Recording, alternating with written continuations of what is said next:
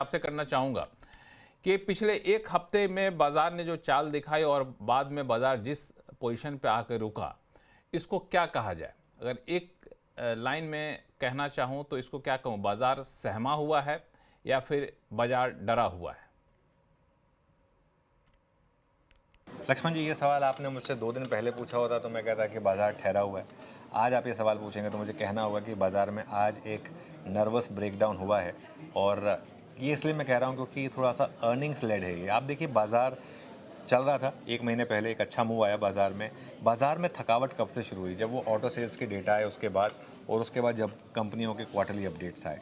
और एक चीज़ क्लियर हो गई थी कि ये जो Q1 का अर्निंग सीज़न है, इसमें आप बहुत ज़्यादा अच्छी रिकवरी की उम्मीद ना रखें। मार्केट की रैली खूब रैली थी कि Q1 का अर्निंग सीज़न अच्छा होगा, लेकिन अब तक देखकर लग रहा है कि नहीं, इस बार भी वही होने वाला है। कुछ कंपनियां इधर उधर अच्छे नंबर ले आएंगी, लेकिन एग्रीगेट लेवल पर इकोनॉमी शायद अभी भी पटरी पर नहीं आई है। इंडिया इंक अभी भी शायद पटरी पर नहीं आया है, और इस वजह से मार्केट ने वो ब्रेकडाउन दिखाया। कल हम रेंज के एकदम लोअर एंड पर जाकर बंद हुए थे 25,350 पर, और आज जिस तरीके से हम पहले हमने रिकवरी की कोशिश की, वहीं पर हम फेल हुए, और जिस तरीके से हम 25,150 की तरफ गए, वो थोड़ा दिक्कत का मामला था।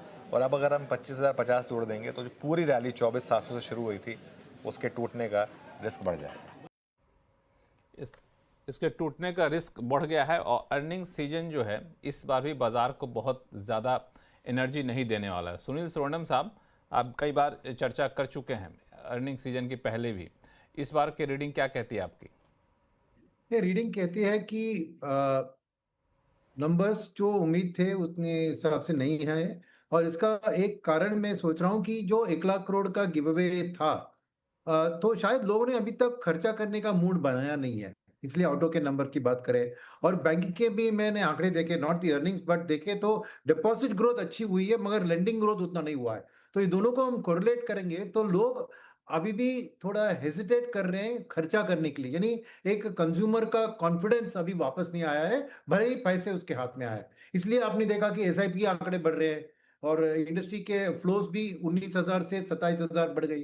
तो ये सब कह रहे हैं कि लोग अभी सावधान है, कॉशियस है, इन्वेस्टमेंट और सेविंग में ज्यादा ध्यान दे रहे हैं, खर्चे पे ऊपर इतना अभी ध्यान नहीं दे रहे हैं। तो शायद वो उसका असर आपको पूरी अर्निंग सीजन, जहां पे कंज्यूमर ओरिएंटेड फोकस्ड कंपनीज है, शायद उनमें आपको ये एक दबाव का इम्पैक्ट दिखेगा। तो ये एक अर्ली रीडिंग, जैसे अनुज जी कह रहे थे, अर्ली रीडिंग यही लग रहा है कि लोगों का कॉन्फिडेंस खर्चा भरने में नहीं है।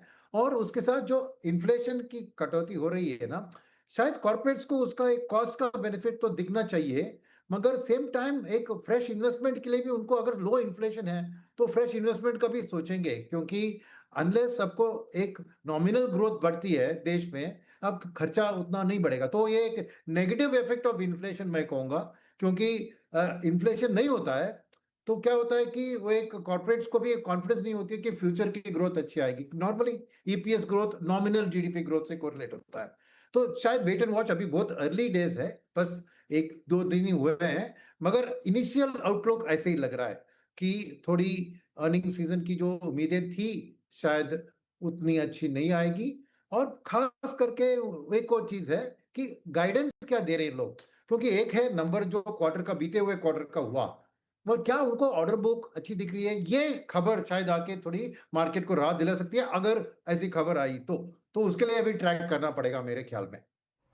हालांकि इस बार आप देखें तो जो कंजम्पशन को जो पुश करती है चीज़ें, उसमें एक फेस्टिव सीजन का बड़ा कंट्रीब्यूशन होता है।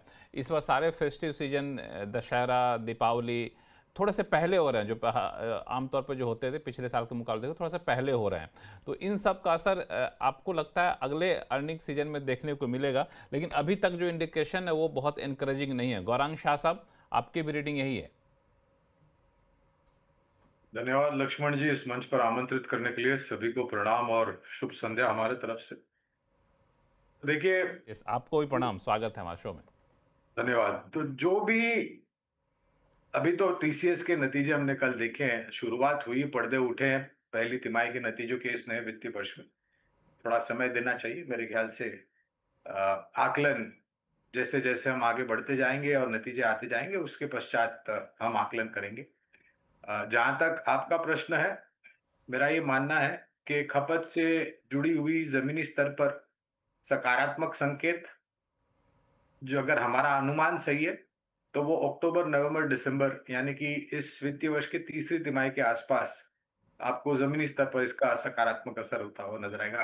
ये कारण ये है हम्म, कि एक तो बजट में जो थोड़ी बहुत रियायत दी है माननीय वित्त मंत्री जी श्रीमती निर्मला सीतारामन जी ने, 12,75,000 तक कर आपको नहीं भरना है। दूसरी, मेघराज का आशीर्वाद 1 हफ्ता 10 दिन पहले पूर्ण भारतवर्ष में फैल गया है। अनुमान ये रखते हैं कि फैलाव अच्छी तरीके से हो, जिससे ग्रामीण, मध्यम ग्रामीण इलाकों में जहाँ पर हमारे किसान भाई-बहन हैं, कृषि उद्योग से जुड़े हुए हैं, फसल की पैदावार अच्छी होगी, पैदावार मंडी में बिकेगी, मंडी में बिकने के बाद direct cast cash transfer benefit के द्वारा उनके खाते में पैसे आएँगे, खर्च करने की ताकत बढ़ जाएगी। लागत खर्च जो पहले पहले के कुछ वित्तीय वर्ष में ऊपर के तरफ थे, वो अब नीचे आए हैं, यानी कि लागत खर्च कम हुआ है। कच्चे तेल के दाम भी नीचे आए हैं और शायद अनुमान है, जिस तरीके से ओपेक प्लस देश अपना उत्पादन बढ़ाएँ और खपत को लेकर के इतने कोई बड़े संकेत नहीं लग रहे, तो कच्चे तेल के दाम नीचे रहते। तो ये सब संकेत जो है हमें लग रहा है कि खपत से जुड़ी हुई है। मतलब खपत में अब 2 हिस्से हो जाते हैं, एक है डिस्क्रिशनरी, दूसरा है नॉन डिस्क्रिशनरी। तो नॉन डिस्क्रिशनरी में आपका एफएमसीजी आता है, डिस्क्रिशनरी में आपका consumer durable, entry level, two wheelers, three wheelers, utility vehicle, cars वगैरह आ जाते हैं, जेम्स एंड ज्वेलरी वगैरह। तो हमारा मानता है कि ये जो ज़मीनी स्तर पर है, आपको शायद दूसरी, तीसरी तिमाही के आसपास सुधरता हुआ नज़र आएगा। अब इसके लिए आपका प्रयास ये होना चाहिए कि आपको चुनिंदा जो दिग्गज कंपनियाँ हैं, कुछ मझौली कंपनियाँ हैं एफएमसीजी क्षेत्र की, डिस्क्रिशनरी, नॉन डिस्क्रिशनरी, वहाँ पर आपको ध्यान देना चाहिए। और एक वास्तविकता ये है लक्ष्मण जी कि भारत देश खपत से चलने वाला था, है और रहेगा। ये सिर्फ भारत ही नहीं मानता, दुनिया भर के दुनिया मानते हैं कि भारत एक बहुत बड़ा बाज़ार है। यही वजह कोई यहाँ पे हर कोई एक बहुत ही पॉजिटिव निगाह से देखता है। अनुराग सिंह साहब, ये जो गौरांग शाह जी जो फैक्टर बता रहे थे, कह सकते हैं कि आने वाले दिनों में जो आशा रखने के लिए, उम्मीद के लिए, वो फैक्टर आपको कितना मजबूत दिख रहा है बाजार को सहारा देने के लिए? लक्ष्मण जी, एक तो हम कई बार बात करते हैं, अंग्रेजी चैनल्स पे कुछ सुनते हैं कई बार, तो ये कमेंट यूजुअली कहते हैं कि यार पता नहीं क्या इंग्लिश में बोल गया, समझ ही नहीं आया। अब गौरांग जी के बारे में तो मुझे ये कहना पड़ेगा कि पता नहीं क्या हिंदी में बोल गए, कई बार आधी समझ आई, आधी नहीं समझ आई। बट बहरहाल मतलब दिस इज अ कॉम्प्लीमेंट उनकी। गौरांग जी ये बता देते हैं कि शेयर बाजार में आप शुद्ध हिंदी बोल करके भी आप अपना दबदबा बना के रख सकते हैं, है ना? तो ये इनका, हालांकि मैं थोड़ा सा ब्रीफ कर दूं कि गौरांग साहब ने कहा कि कंजम्पशन जो है वो यहाँ का बहुत बड़ा मार्केट है, उस पर फोकस रहना है, और मॉनसून बहुत समय से पहले आ चुका है, तो इसका एक इम्पैक्ट दिखेगा। एनीवे मैं उनकी वो समझ, this is a compliment but on a light hearted way. देखिए लक्ष्मण जी, ऐसा है मैं इसको दो नजरिए से देखूंगा।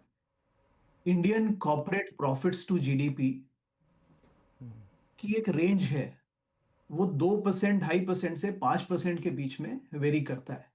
तो पिछली पीक और करीब 2008 में आई थी, जब वो वापस से 5.2% पे आया था। उसके बाद एक एब्जॉर्प्शन पीरियड आया था 10 साल का, जिसमें उसने वो 5.2 से वापस डाउनवर्ड जर्नी टिल 2019 करीब 2.5% की कवर की, और उसके बाद वापस से अब हम 5% पे पीक कर गए हैं। इसके बाद एब्जॉर्प्शन पीरियड आना ही है, राइट? क्योंकि ये इकोनॉमी में चीजें साइक्लिकल होती हैं, इकोनॉमी का एक, इसको बोलते हैं नेचुरल रेट ऑफ ग्रोथ, वो हिट करता है। और कई बार सारे सेक्टर्स एक साथ स्पाइक कर जाते हैं, तो एक हमें कॉर्पोरेट अर्निंग्स में स्पाइक आ जाता है, लेकिन उसके बाद हर सेक्टर में फिर डिफिकल्टीज आती है इवेंचुअली। तो आई थिंक हमें इसके साथ चलना, मैं इसमें सरप्राइज नहीं हूँ। एडिशनली आई थिंक इसके साथ दो और डेटाज मैं बड़े केयरफुली ट्रैक करता हूँ। आपको बीच में थोड़ा सा रोक दूं, मैं बीच में अनुराग जी रोकना चाहूंगा आपको, थोड़ा सा इसको और एक्सप्लेन करिए। जो आपने कहा कॉर्पोरेट अर्निंग और प्रॉफिट, इसके बीच के रेशियो की बात आप कर रहे हैं, क्या कर रहे थे?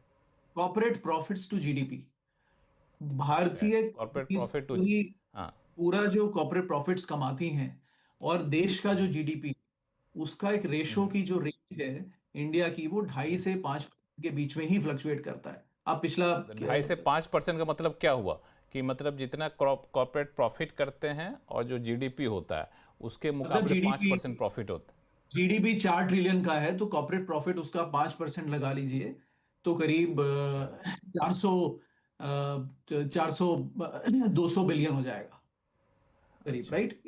इस तरह से काम चलता है वो। जब तो 5% पे जाता है तो उसके बाद वो सेचुरेशन माना जाता है आपके हिसाब से? फिर वो सेचुरेशन होता है, फिर उसके बाद अब पुरानी हिस्ट्री यही कहती है। तो उम्मीद, अच्छा। और देखिए उसके रीजंस होते हैं। अभी देखिए, अभी प्रॉफिट्स वापस से 5% पे क्यों गए? आपकी गवर्नमेंट ने केपेक्स बढ़ाया, चाहे डेफिसिट स्पेंडिंग की, लेकिन वो 3 लाख करोड़ का अमाउंट जो है वो 12 लाख करोड़ पर आ गया।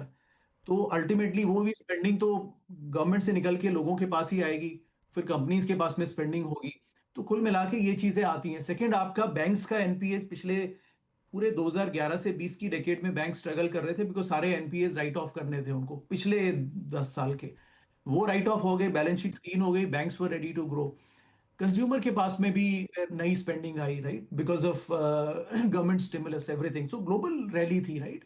इसके बाद थोड़ा एब्जॉर्प्शन पीरियड देखिए थोड़ा बनता भी है, उसके बाद फिर economy will get back to the normal track. जो आपका 10% नॉमिनल ग्रोथ है जीडीपी का, कंपनीज उसी को रिफ्लेक्ट करेंगी। तो कुल मिला के कहानी वो 10% अर्निंग्स के पास में रहेगी। चौथा, आपने मार्केट में मल्टीपल्स काफी बढ़ गए कंपेयर टू 2019 अभी इस समय पर। तो अब मल्टीपल्स की गुंजाइश है नहीं।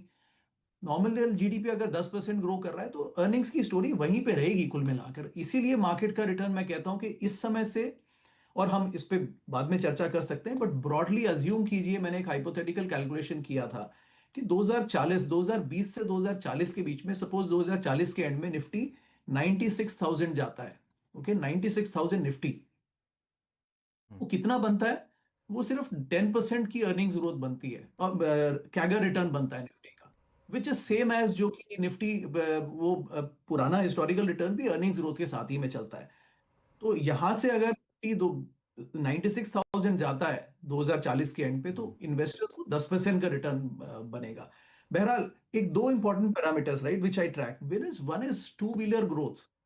पिछले 10 साल में लक्ष्मण जी, हम उसको कुछ भी रीजन दे, 10 साल में टू व्हीलर ग्रोथ तकरीबन स्टैग्नेंट है, volume of two wheeler sold in India. Second is the car, four wheeler car की ग्रोथ। I understand quality of cars थोड़ा बढ़ रहा है, वो मिक्स चेंज हो रहा है, होना भी चाहिए, लेकिन वो ग्रोथ भी 5% है, which tells you that real job creation in the economy उतना स्ट्रांग नहीं है। तो वो टिंकरिंग से हम नॉर्मल ग्रोथ में हम क्या एक्सपेक्ट कर सकते हैं? वही एक्सपेक्ट कर सकते हैं जो कि जो नंबर्स हिस्टोरिकली शो करते हैं। तो ये मोटा मोटा नजरिया है, मैं सरप्राइज नहीं हूं, क्योंकि साइकिल्स आती हैं। इस समय आईटी थोड़ा डिफिकल्ट साइकिल में है, अगले 4-5 साल उसको डिफिकल्टी होगी। पिछले 5 साल बहुत अच्छे गुजरे, वहां पर डिफिकल्टी होगी। नॉर्मल इकोनॉमी में भी थोड़ा स्लो डाउन आएगा।